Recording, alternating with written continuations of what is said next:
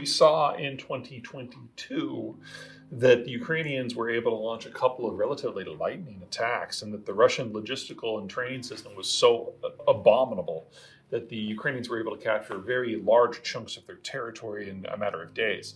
We have definitely not seen that this time. The Russians used the intervening time between October of last year and the spring of this year to put into place massive fortifications that the world has not seen since at least the Second World War. And while the casualty ratios have been horrific for the Russians have proven willing to just throw more and more and more people. Some of the estimates that are probably a little bit more realistic suggest that the Russians are losing 2 people for every Ukrainian lost. And when you're defending, that shouldn't be happening. It should be at most flipped. But the Ukrainians don't have nearly as many men to spare as the Russians do. And if the Russians keep doing these partial mobilizations where they're pulling up 100,000 or so people at a time, they can keep up this pace of carnage for at least the next 3 or 5 years. We haven't seen the breakthrough on the scale of what we saw in 2022. And until we do, and I'm not saying it will happen, but until we do see that, this sort of long grinding fight is honestly what warfare has looked like in this part of the world for most of recorded history. Let me underline a couple of things. First of all, if the Russians are successful in Ukraine, that's not the end of the war. People forget that this is the 9th post-Soviet military conflict that the Russians have initiated. This is the most famous one. Okay. And if the Russians are to get what they feel they need to rebuild their outer defensive perimeter, that includes the city of Warsaw. So if the Russians are successful here, we will have a military assault that eventually will consume 5 NATO countries. So the smart play is to stop it here, stop it firmly so that that never happens. So keep that in mind, whatever your political views are on Ukraine, Russia, and the rest. This is not the end of the story. We're only midway through the story. And then second, there is a clock that is being run out. While the Russians have a lot more men than Ukraine does, the birth rate in the Russian system collapsed back in 1992. The Russians do have a lot more men than the Ukrainians have, roughly 8 million men in their 20s. But that's the last generation. The Russian birth rate collapsed with the post-Cold War era, and this is the last generation of fighters that the Russians can bring at scale to a conflict. So once they've gone through these people, or once they reach their 30s, that is really the end of Russia's capacity to launch an offensive conflict. So if we can keep Ukraine alive and keep the military conflict sufficiently contained so no nukes fly, the end of Russia is in sight now, and we will never have to worry about anything like this ever again if we can make it that far. Well, one of the many things we've seen in the industrial era is that as people industrialize and they move into cities, they just have fewer kids. So the Russian situation is certainly kind of an outlier in terms of just how bad it is because of Soviet mismanagement and the post-Soviet collapse. I don't mean to suggest that everybody is Russia, but everyone is dealing with some version of this. Actually, I think the Russians will outlast, say, the Germans.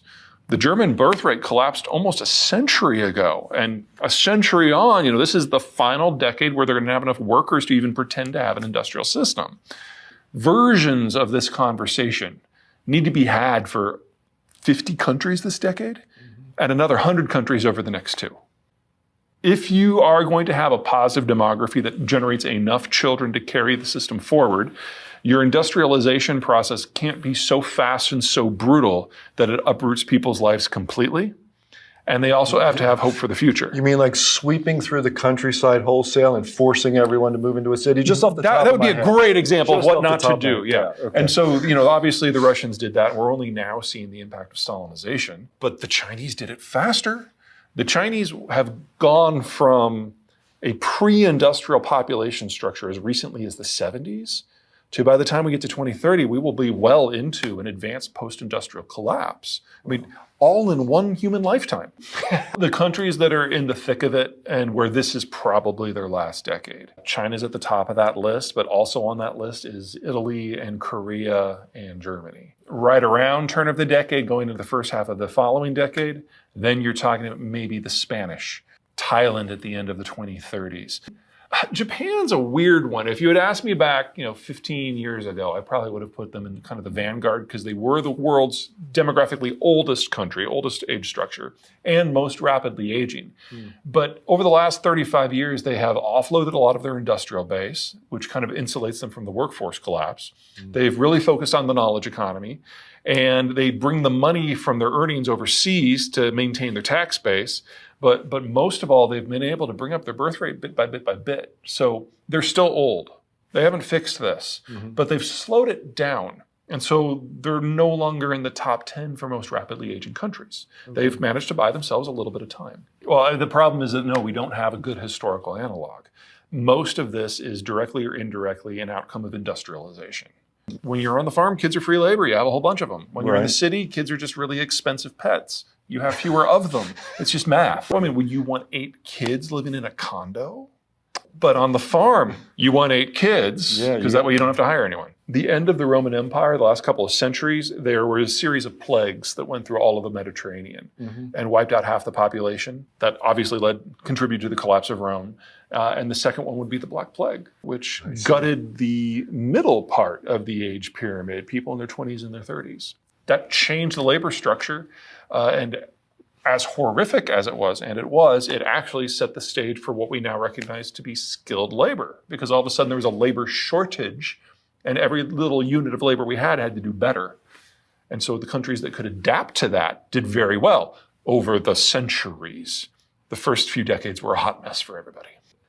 What this does to the political system in Israel, that's actually the small story. What this does to the culture of Israel is something that is going to reverberate for decades. And if you're willing to take a very cold approach to casualties, they got the skills to do it. If you want to get really cold, this has already happened 100 times in Ukraine. I mean, you basically what I just described, that was the Russian war effort for the first year, going into cities and cleansing them. The only way you get rid of opinions is to get rid of the people who have the opinions, and that's never pretty. Their industrial demographic experience is by far the most extreme that we have ever seen from any country ever.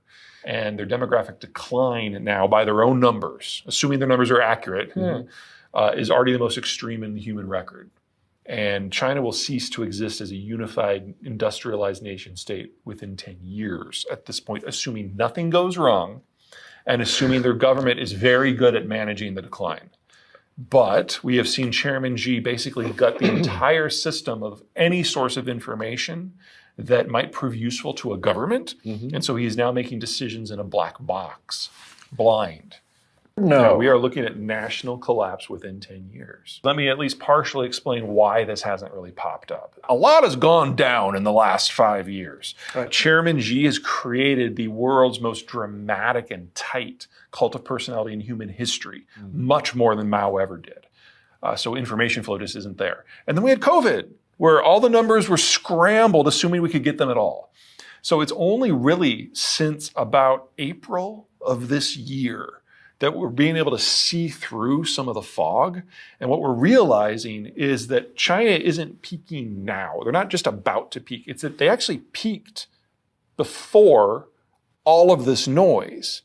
And then we missed all the data revisions. We missed all the political shifts because all these other things were going on. And now we're on the backside of it. So we now know that China's population didn't peak in 2022. It probably peaked back in 2012. We now know that India didn't become the world's largest population last year. That was probably 7 years previous. We now know that Americans didn't become, on average, younger than average Chinese. That probably happened 10 years ago as well. And so we're all in the process of reassessing. And if you're one of those China bulls, to have this sort of a dramatic shift, it's only been 6 months since the data started getting kind of realized. So people will get there.